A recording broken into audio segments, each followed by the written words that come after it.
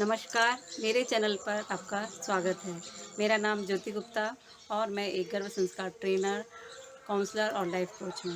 Friends, इस video में आपके साथ शेयर करने जा रही हूँ कि गर्भ संस्कार की आवश्यकता क्यों हो रही है आज के समय में।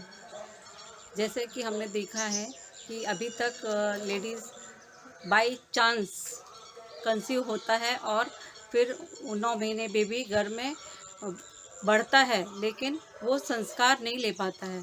तो ये गर्भ संस्कार इसी उद्देश्य से आज के समय में जन जागरूकता अभियान के तौर पे सब सामने लाया जा रहा है, जिससे कि बेबी को उस 9 महीने की जर्नी में वूम में ही पूरी पेरेंटिंग दी जाए, जिससे कि वो आगे आने वाले समय में अपने सारे संस्कारों के साथ में इस धरा पे आए और राष्ट्र के निर्माण में उसका योगदान रहे। तो राष्ट्र के निर्माण में पहले आपका योगदान रहेगा और 9 महीने के बाद जब बेबी इस संस्कार को लेके आता है तो वो यहाँ इस राष्ट्र के निर्माण में उसका बहुत महती योगदान रहेगा। तो कहते हैं ना कि माँ अपने बेबी की तकदीर लिखती है, तो वो तकदीर लिखने का ही टाइम है ये 280 दिन। तो गर्भ संवाद में हम उसको सिखाते हैं गर्भवती माता को कि आपको अपने बेबी से बेबी टॉक कैसे करना है, कैसे उसको आईक्यू डेवलप करना है, कैसे उसका पीक्यू डेवलप करना है और एसक्यू और ईक्यू सारे क्वालिटीज़ यहीं पे डेवलप करना होती है। तो ये गर्भ संवाद में 8 प्रकार होते हैं। ये कैसे 8 प्रकार होते हैं कि कभी आप बेबी को कुछ कहानियाँ सुनाइए, जो कहानियाँ जैसे मेहनत से संबंधित हो या अनुशासन से हो या आज्ञाकारी बच्चे की हो, ऐसी कहानियाँ सुनाना है और एक टाइम पे सुनाना है। तो बेबी क्या है, वही टाइम पे जैसे आपने 4 बजे का टाइम निश्चित किया है, उसी टाइम पे बेबी वो आपको रिस्पॉन्स देता है कि मेरा टाइम हो गया है, मुझे कहानी सुनाओ।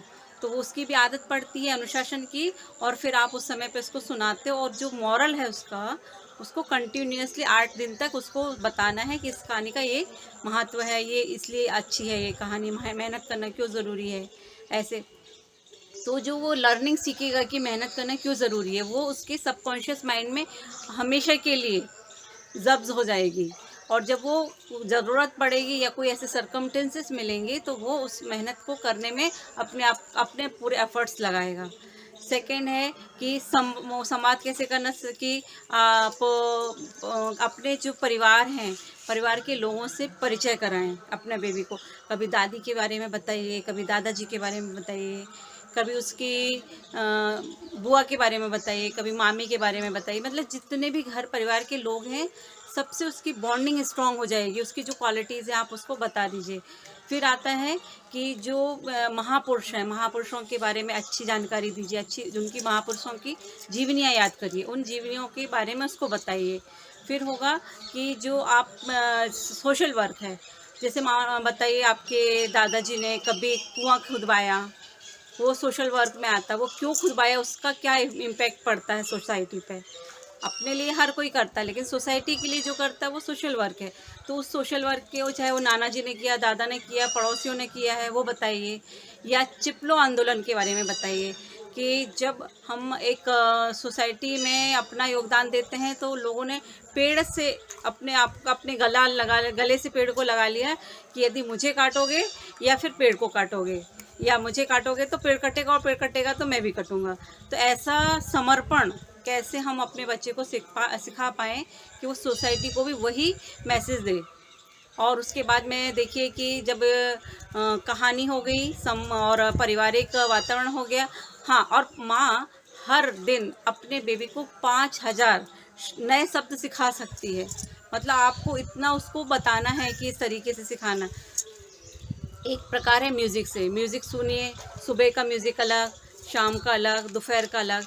तो इतना म्यूज़िक सुनाइए उसको, इतना अलग अलग प्रकार से म्यूज़िक सुनाइए। जब आप मेरे से जुड़ेंगे तो हम उसको आपको और डिटेल में बताएंगे कि अलग अलग राग के अलग अलग म्यूज़िक होते हैं और कौन सी म्यूज़िक उनको सुनना अच्छा ज़रूरी है।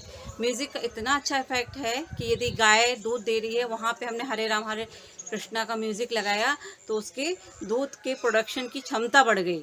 क्यों ऐसा होता है?